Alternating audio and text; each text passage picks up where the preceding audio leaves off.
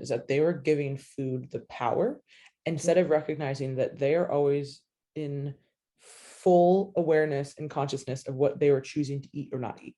You are always conscious of that. You can always make a decision.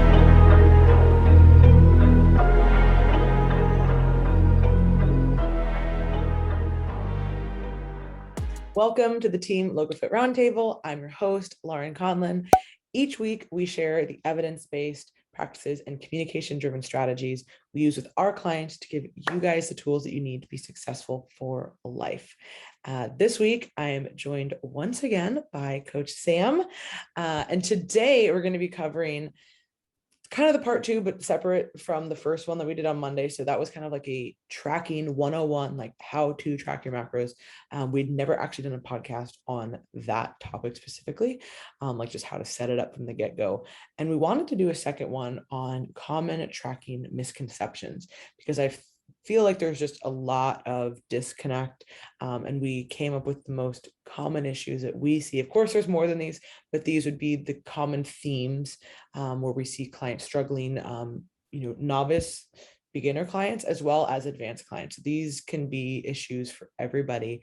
And we really wanted to dive into this because this is something that we talk about a lot as a team. And because there's so many great things about tracking and understanding, like if you listen to the first podcast, how this is really an investment of your time for the rest of your life. But there's also some cons to it if you don't apply that appropriately. And there's also just misconceptions about why somebody would not want to start doing it, because it's too hard or something like that. So let's dive in. I would say the first thing, and these aren't any particular order of like what's the worst, what's the least worst, but is like starting too aggressive and feeling like you have to hit all three targets. You have to have all these specific foods that fit into your plan perfectly, and you completely change the way that you're eating in order to do so. You set the bar very, very high, and this is really unsustainable for anybody. And mostly anything is like this. You think about like the people who say, I'm going to go to the gym and I'm going to go 5 days a week, an hour and a half each time. I haven't been in the gym in 5 years, but this is what I'm going to do.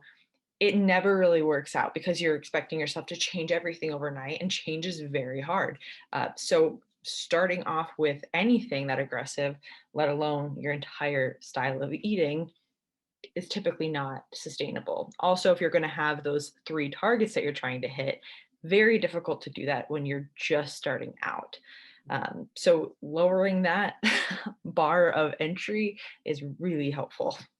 Yeah, like if you're always eating, certain types of foods, and then you think that you need to completely change this, or you saw some, new fancy recipe, like that might be great. Something that you could like do on the weekend, like when you have a little bit more time and you can figure all that out. And this isn't even just about like the tracking aspect. It's just about the whole week as a whole. Like, there's going to be a lot of overwhelming things in the week, and you need to be able to make sure that you're getting the maximum results out of making things as easy as possible. And I don't like to use that in a way like it needs to be easy, because this isn't necessarily easy or hard. It's just kind of is, right? Like just kind of a thing. Your perception is going to make a big difference too. Yeah. But if you're like, oh my gosh, I need to be, it's Tuesday afternoon, for work, I'm going to bring this, this really fancy dish or or I saw all these like fun macro tracking, I found these like websites, and I'm going to try all this stuff, to make this like low calorie, whatever. No, like just, hey, make some protein, make a carb, make a veggie, bring a piece of fruit. And honestly, like, once you've done this for long enough, like that's kind of what you end up eating all the time anyway. Like, you know what I mean? That's at least what I do. I know you do too. Like, it's just the fun stuff I typically save for like meals out, or again, like, maybe a night I have extra time to cook, or like a weekend, when I can, chop up fresh garlic and herbs and all these cool things, and like make something. But, during the week, it's like you got shit to do. And like, when you make it too complicated, you're either going to not track. So then you're going to be like, wow, I didn't hit my goal of tracking. Or you're just gonna be like, well, I didn't have anything made because I had all these grand plans, but I didn't actually get to make them. So now I'm Right. reverting back to what I was, so then you feel like you feel really shitty because you're like, well, I had this goal and now I haven't even hit it and it's day two. Yeah. So just you can get there if you want. But for most people, and I think that this actually changed a lot this year. So a lot of people, or I guess last year or whatever, a lot of people were working at home who weren't used to that. So most people wake up at a certain time, you either work out in the morning or you do some other stuff in the morning, whatever it is, right? You do every little morning to yourself, you go to work, you're at the office all day, and you have to bring food because otherwise you won't have anything to eat, or you go out and you grab something, right? Then you come home and then it's dinner time and all that. But what I found a lot of people struggling with was because they were home, they were either they weren't making anything because they didn't have that cue of like, I gotta bring stuff. And then like, oh, I'll just make food as the day goes on. And I'm like, no, you're not. Like, you still have to work. Like, you still have to do all your normal things. Like, just because you're home, like, they're not going to give you this lavish lunch break where you can like make like all this fresh stuff. Maybe you can. Maybe I'm unaware of this job. But for most of the clients that I've been working with who are in the situation, they would just end up not eating or like eating some bullshit that they had because they're like, oh fuck, I didn't have anything prepped. I'm like, yeah, you still have to do this. Like, just because you're home doesn't mean that you're gonna have all this time. So there are a lot of people who are still working at home now, or the job has transitioned to that. And hopefully obviously they've adjusted at this point. But still recognizing that no matter where you're working, what you're doing, you need to have stuff planned for the day. Yeah, absolutely. And when you're just getting started, having that plan be relatively similar to like what you were doing before, I feel can be really helpful rather than feeling like you need to like start from scratch, reinvent the wheel, whatever. Even if you don't have like the most optimal diet, which none of us do, even when you've been tracking for forever, we all have our things. But if you are somebody who like you hate ground beef, don't implement ground beef into your meal plan. Choose foods that you actually like, as opposed to feeling like, oh, well, Lauren said that chicken was like the leanest meat, highest protein. I need to eat chicken, even though I hate chicken. No, don't set yourself up for failure in that way, because you're not going to be able to sustain it. You're not going to just magically start to like chicken unless you find a way to prepare it that you enjoy. Find proteins that you actually like, find nutrient dense foods that you actually like, and foods that maybe you are already eating, and just change the portion sizes that you're eating, change the way you're preparing them to work them into your diet, as opposed to, again, trying to just completely change everything that you're doing. Yeah, I think people often make it harder than it needs to be. Mhm. Like we said, keep it simple, like just very straightforward. You want to get fancier once you feel better with it. Like, you have to build that competence first Mhm. before you get there. So yeah, that's definitely number one. Number two would be this having this all or nothing mindset. And this is, categorized as a, very rigid mindset, black and white thinking. How we talked about in the last one, like, I'm on macros. So are you off the other times? Right. And that kind of on off mentality is so I'm biased because I've studied this for a long time and made this kind of a big portion of what we do with people. But I really think that this is one of the biggest struggles that our industry faces as a whole, is the all or nothing thinking. And certain things in life require you to be all in, right? It's either on or it's off, and like you're going full, like, I'm fully supportive of that. Mhm. um but there it's such like an intricate thing, right? But like, to say, oh, I can only have this food or I'm totally off of it, you're never going to have successful weight maintenance or hitting your goals that are involved with food, physique, health, whatever it might be, performance, because life happens, shit happens, and the people who are successful long term are able to navigate and adapt this. That doesn't mean that they're not hitting the plan. That's where people really misunderstand this.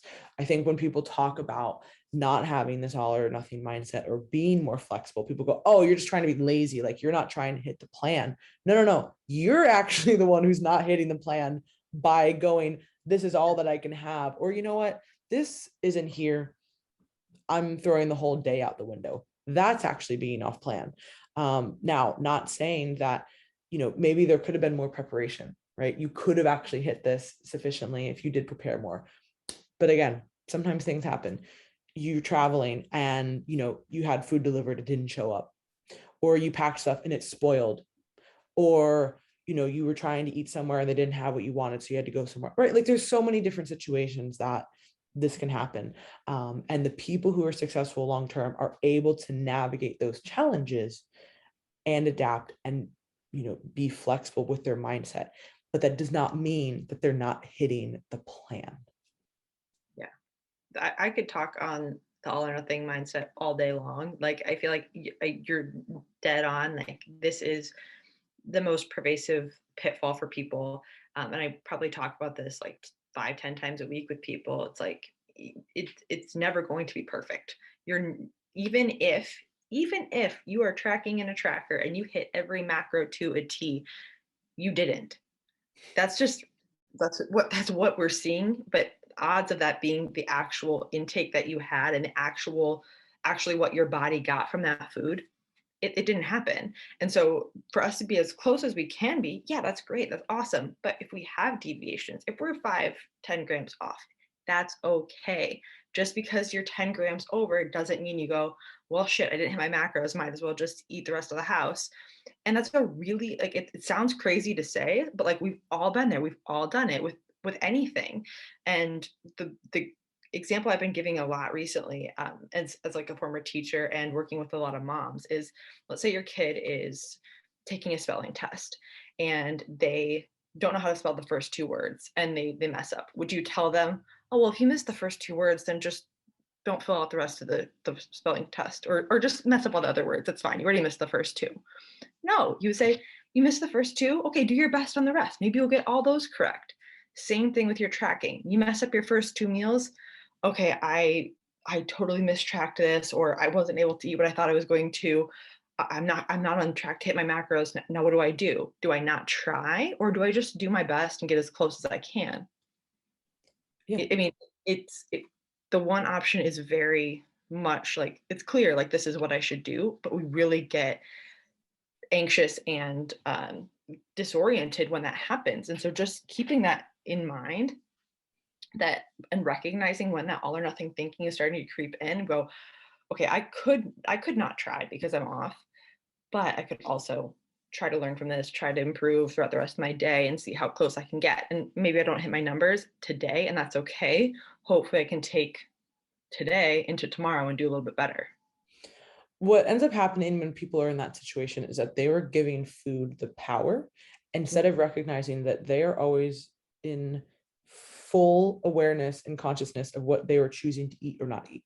You are always conscious of that. You can always make a decision. I don't care how brutally you messed up the first 2 meals. Like you could be so far off because of whatever reason. Like you decided I didn't want to hit my targets. You decided there was something there that I wanted to eat. You decided whatever happened.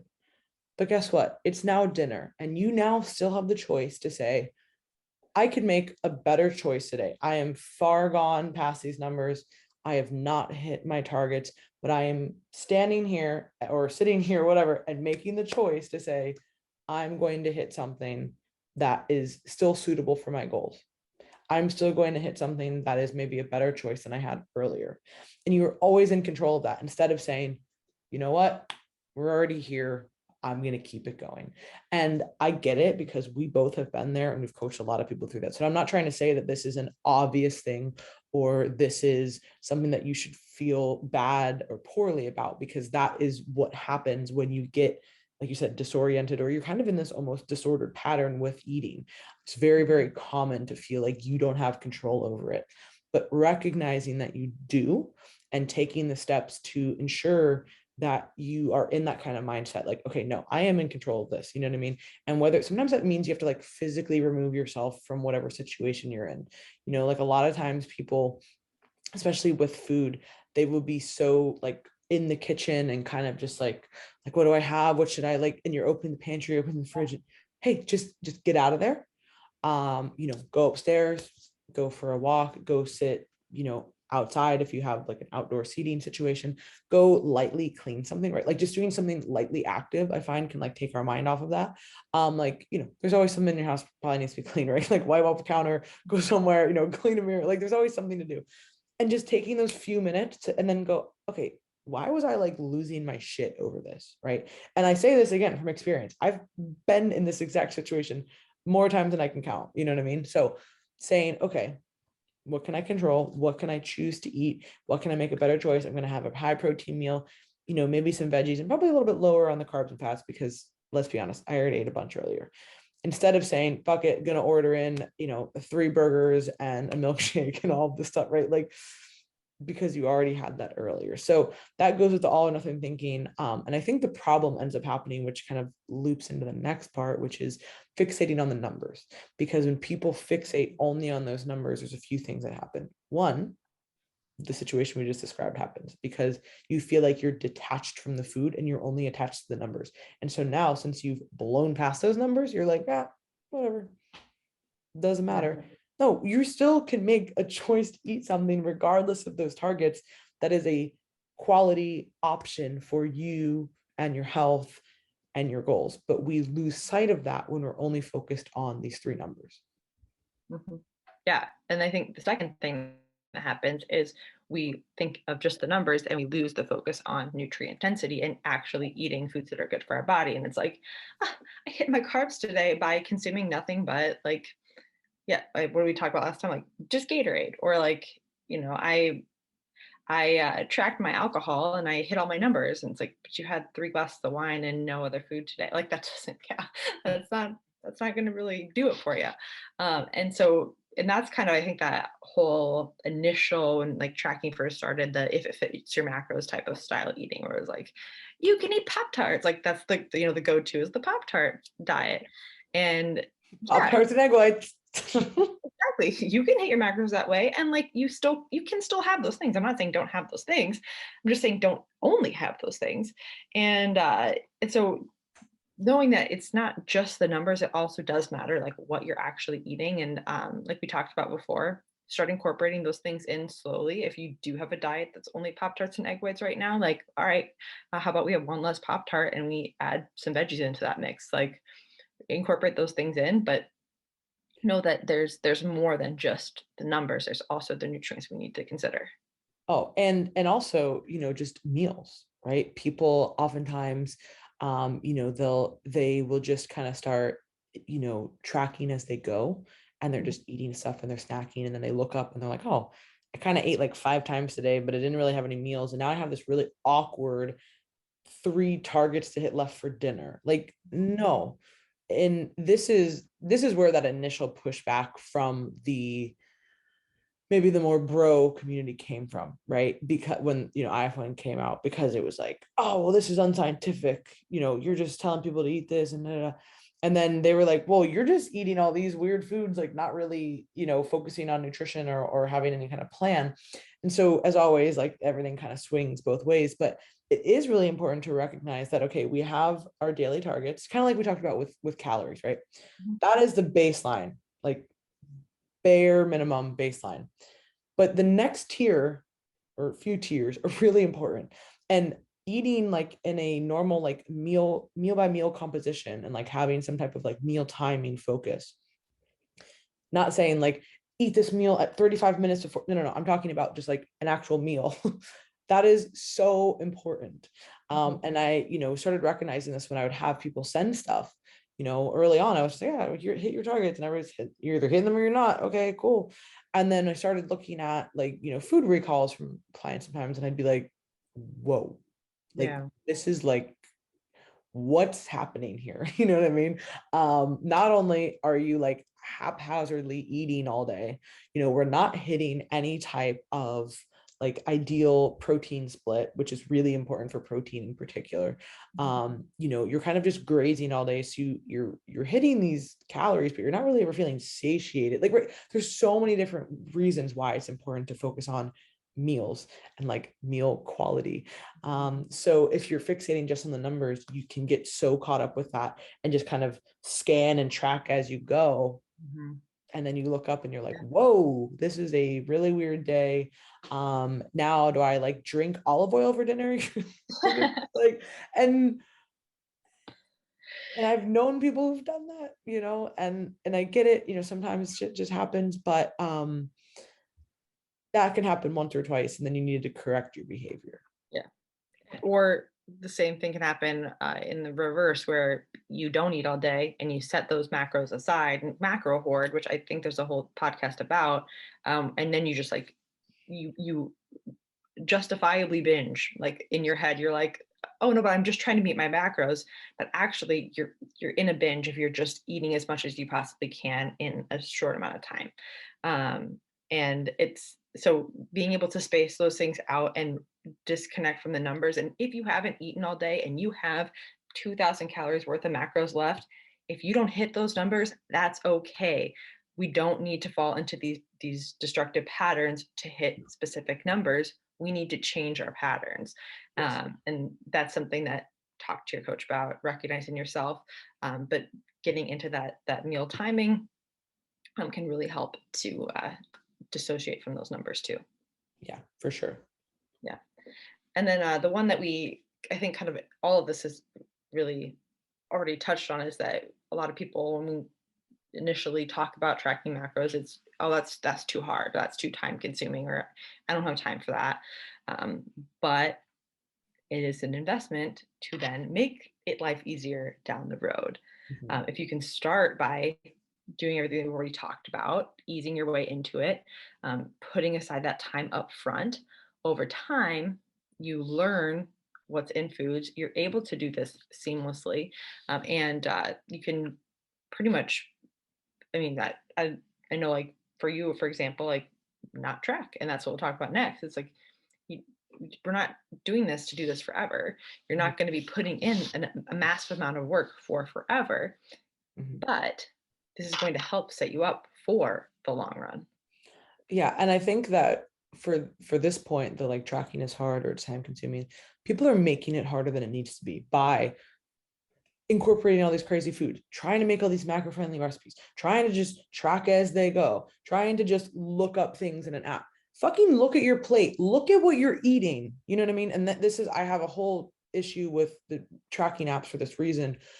Again, it becomes this dissociation, not for everybody. There's plenty of people who track using apps who have no issue with it, but a lot of people just completely dissociate from food, and they're just like, where's the scanning bar, or like, what's on this? And they can't sit down and look at a plate of food and go, all right, what is this? Roughly, it's never going to be perfect, but roughly, what is this? And that is one of the most important things that you can learn from this, is understanding what is in food, understanding portion sizes. If you've weighed 4 ounces of chicken on a scale every single day for 5 years, and you can't tell me that you can't sit down and figure out what's 4 ounces of chicken, that is a problem. And it's not because you don't know what it is, it's because you're not trusting your abilities and you've completely dissociated from anything in reality, and you're just focusing on scale, food tracker, all of these things. And people are making it way harder than it needs to be in that way. And that's why we really harp on the habits, like the foundational habits, because if you're using that as the bedrock, everything else becomes a lot easier. If you're timing protein 3 to 5 times a day, you're having a certain amount of fruits and vegetables per day. If you're keeping it kind of 80-20 rule with processed foods, like, 80% like whole foods, 20%, those principles apply forever. And that applies to everything. And I think that by making it harder on yourself, it is going to be time consuming. It's going to be really time consuming if you're just kind of eating all day and going, all right, yeah, hopefully I hit something. And then you look at the end of the day and you're like, all right, I got 14 protein, 7 fat, and like 40 carb. You're like, like, or right, like it's just like an awkward kind of thing. And I think that people are just making it harder on themselves, which is why they're saying, oh, I don't want to do this. They're balking at it and they're saying, I'll just follow this new diet plan or this meal plan, because it's all laid out for me. It's really easy. But then again, what happens after? Mhm. Are you going to, do you like this plan enough to eat like this forever? If you do, congrats, follow that. Um, but most of the time people don't, because they're really, I'm trying to think of a plan really that I don't know everything about paleo. Because I know there's all these like weird rules, like you can't have like fucking potatoes or something. I don't know. I'm out if there's no potatoes, but there's a reason. But I there's a few things on there. Like that's probably one of the more well-rounded like diet programs, in my Mhm. opinion, because it's mostly a focus on like whole foods and things of that nature. But again, there's certain things that are like random things, like you can have sweet potatoes but not red potatoes, and I know there's a reason why. I just can't remember off the top of my head. And but in general, like there's going to be times where things come up, and there's going to be times you have to moderate. There's going to be times where you need to be flexible, and that comes with the mindset and not necessarily about the food. Mhm. um, and I just think that that is one of the really big hurdles that we're dealing with right now, with everybody, you Mhm. know um, and it's really not that hard, because again, you're learning about it for now, and the goal is not that you have to track forever. Mhm. And this is a point that I try and really talk about with people. And it, you know when people are first starting, there's they need a lot more direction, right? They need, hey, here's like grocery list, here's food suggestions, here's maybe a meal template, like, hey, make your own plan. Then when somebody gets a little bit more advanced, they can just track and be more flexible and all these things. But what happens like kind of after, right? Like where is this kind of like next phase? um and it's not that tracking is a problem if you track in a way that isn't dissociated from food, right? Yeah. So like I think that once you've been doing this for long enough and you have a recognition of what you're eating, you're able to make better choices, and you're able to say, all right, when I'm here, I know that roughly I'm going to have, I should have around this many grams of protein per meal. Um, and let's say you get behind on a meal. Okay, gotta, add extra for the next one. Or, oh, I should probably just like get a shake in right now. Or, oh, I had this earlier for breakfast, so I should probably be a little bit more moderate later. Those are the things that you can do when you understand what's in food. And it doesn't mean that you have to hit exact prescribed targets every single day. Does that make sense? Oh yeah, absolutely. And that's something that it's almost like reverse engineering the goal, kind of like you're tracking, and you track for as long as you need to. And then we can start like reversing out of that. Like, okay, you've been tracking precisely all this time. Like now let's take a step back. And something I've been doing a lot with clients who have that goal of, I've done this for forever. I'm at where I want to be. Now I kind of want like, I kind of want to eat intuitively. And that's and I think we've all kind of been there at one point or another where it's like I've tracked for so long, I don't want to do this anymore. And it's really easy to say like I just want to eat intuitively, like I'm done tracking. Really hard to do when you've been tracking for a long time if you haven't been tuning into your hunger cues, if you haven't been dissociating from the numbers, if you haven't been actually like looking at what you're eating and you are just eating for the numbers because you don't know how when you're hungry, you don't know how much you need to eat. And especially after a long diet period, it's not your fault that you're dissociated from these things because you have to. If you're in a prep phase, you can't honor your hunger. You can't say, I'm hungry, I need to go eat. You're going to be hungry. And so to then come out of that with excessive hunger, with dissociation from those cues and say, oh, I'm just going to eat intuitively, you're going to eat and never be satiated. And it's going to be a disaster. And then you're also going to have no idea how much you're eating. And so it can be really tempting to want to wash your hands of it, but really not conducive to long-term health or any type of goal you may have. No. So what we can do is we can start to walk ourselves out of this gradually by maybe tracking some days and focusing on habits on others and adjusting those habits to what we need to address. So, you know, you might not need to think about protein because you're so used to eating it all the time, but maybe you need to focus on meal timing because you just came out of or excuse me, not meal timing, but meal pacing. You just came out of a diet phase where you were scarfing your food down because you're so starving, and now you find yourself blowing through meals because you're just so happy to be able to eat again. Mhm. Okay, let's focus on putting your fork down every couple bites, or let's focus on getting rid of distractions at the table, and let's focus on that habit. Or maybe it's I don't know, a mindset goal. Maybe you're really struggling with the way that you're thinking about foods. Well, can we think about, or can we set a certain, like, journaling time period per day that really helps us to walk through these things, whatever that may be. But having these habits that are not your numbers, a couple days a week, or coupled with your tracking, can help you ease out of that, as opposed to just saying, like, I've been tracking for so long and I don't want to do it anymore. That can be really overwhelming, but we can ease out of it slowly and help you to get to that intuitive place, without just, going cold turkey. Yeah, and I think that it's always when people get to this place, it's always like this push and pull of like, I want to stay on top of my nutrition and everything, but I don't necessarily want to track every day. So like I'm feeling this pull both ways. And I would say that, you know, everybody wants to be like, you can have your cake and eat it too.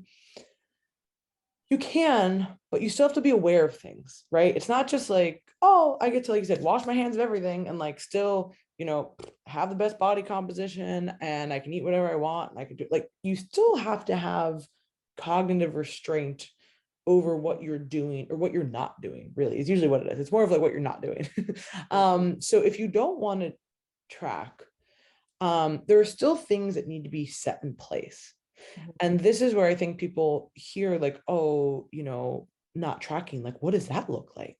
Yeah. And it's like, what do you think what should it look like? What would you hear when you hear that? What does that mean to you? Does that mean you wake up and you're just like, oh, not tracking, I'm gonna stuff my face? Or is it, hey, I'm not tracking, but I'm kind of gonna eat the same stuff as I was before. I have a little bit of a plan and we're gonna go from there. So like, again, we'll use me as an example because this is what I've been doing for some time now with, of course, fluctuations. But I'm still saying, okay, I'm going to have typically 3 meals a day with a fourth protein serving in some capacity, whether that's a shake, whether that's like a yogurt and a bar, like whatever it is, right? It's kind of what I'm trying to do. Sometimes I don't hit that fourth one because of travel or whatever it might be, right? But for me right now, that's okay. And I just try when I know that's happening, I try to have more at those 3 meals that I'm doing. But I'm not just saying, oh, let me just eat whatever I want today and see what happens. Like I'm still saying, okay, I'm going to roughly eat around these times. I'm going to roughly eat about this much. I'm going to try to have this many protein, have this many fruits, this many veggies. Going to try to be moderate. Like I'm still having a lot of restraint. I'm not just waking up and going like, let me just eat whatever I want today. Like it's like, I don't know why people think that that's what happens when you stop plugging into my fitness pal.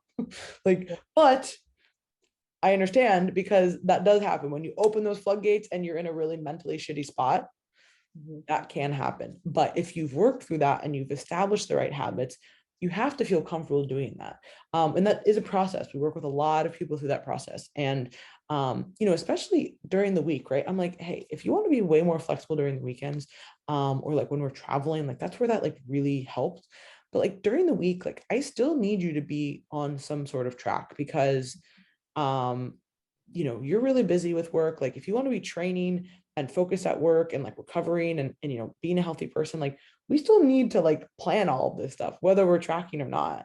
because if you're not doing that, you're not going to be able to be like the best version of you in any capacity. And this has nothing to do with caloric intake. This has everything to do with, like, again, training, performance, work, cognitive function. Like you still need to be eating. You can't be like, oh, I don't want to track anymore, so like I skipped breakfast and lunch and now it's 4 o'clock. Like that's not Yeah. that's not an answer either. Yeah. So I find that for most people, blending some sort of the two for like the week Mhm. really seems to be good. It's like, all right, during the week, like we got our, shit kind of set up for work, especially the earlier meals. maybe, estimating dinners, or those are kind of a little bit more variable. And on the weekends, follow the habits, a little more flexible. And that takes time to get there. But that, I would say, is probably the best happy medium, I would say, for most people. Yeah. Yeah. And we start that with untracked meals, the one meal that we don't track, and we build that out to an entire day, or, to those habits. And it's not going to be successful overnight. And you're probably going to have, those days that you're like, well, I didn't do anything right this day. But again, that goes back to that all or nothing thinking. It's not going to be an overnight transition to not tracking, but it's a really cool thing to see, especially when someone's been dependent on tracking, to walk out of that. And there might be, and I'm a person who, like, I probably will track in some capacity for forever, because it's just easier for me to, like, hit my goals. And my tracking isn't always like tracking my macros. My tracking is like, I have a sheet of paper. My son has a tongue tie, so we work on his, like, exercises and stuff every day. And then on that same sheet of paper where I record that, I record how much water did I drink? How many micros did I have? How many servings of protein did I have? And I track that just so that I know I'm checking those boxes, um, so that I'm taking care of myself. Yes, And that's okay to have that representation. It's just that we need, not need, but it's really beneficial to be able to dissociate from those numbers over time, with still that mindset of taking care of your body and keeping your health in mind. exactly. And that, I think, is where we need to start bridging that gap better, because the idea of tracking macros for a goal or not Mhm. is what is not useful for people. And I think you put it perfectly. You're always going to be tracking something. And, whether, I'll call that like having cognitive restraint, or whether that's, tracking, your habits or whatever it might be. Being aware of what you're doing is really important, and going into life like with a goal. Like, you don't just get to eat whatever you want and have the health and physique and performance that you've always dreamed of. Like, Mhm. no, you don't. You know what I mean? Like, you have to be aware of things. You have to be aware of portions. You have to be aware of certain micronutrients. You have to be aware of timing. That is part of the game. It's not like you just get to like completely ignore all of that, ignore all of like the nutritional science research that shows all of these positive things. But it doesn't mean you need to be like obsessed with the three numbers in the food scale for the rest of your life either. So there is this happy medium, and there is this blend of things. And then guess what? When you want to have, you have a performance goal, guess what? That's going to look a little bit different for your nutrition, right? Or, man, you got your blood work back and like some things are off. You might need to change that up, your nutrition and your habits for a little while to work on that. Or you have a physique goal. Well, we certainly need to implement some changes there too. So it doesn't mean, again, either that you're done with this and you can never go back to it. It's always kind of this like oscillating thing, that we're weaving in and out of, depending on what we need to be doing with our lives. So I think that being aware and having something that you're tracking, whether it's macros, habits, protein, servings of X, whatever it might be, it is vitally important. But tracking three numbers to the detriment of everything else is what we want to avoid. Yeah, absolutely. Bam. I think that was a good way to end it. So as always, if you guys found value in the show, please share and subscribe to our YouTube channel, as well as Spotify and Apple Is it Apple Podcasts or iTunes? I don't know. I think it's Apple Podcasts. Just Thank you. subscribe. We appreciate it. This helps us grow the show, and our mission to help educate others in the industry and really get this information out there, you guys. And also be sure to check out our website, teamlocofit.com. We do have a book on there. It's called Foundations of Food Education. It gives a really good background, especially with tracking and food lists and templates and all of those types of things to help you if you either need a refresher or you want to learn something new. Or if you want to apply for coaching, send us an email. You can do all of that on our website. So thank you guys so much for listening, and we'll talk to you next time.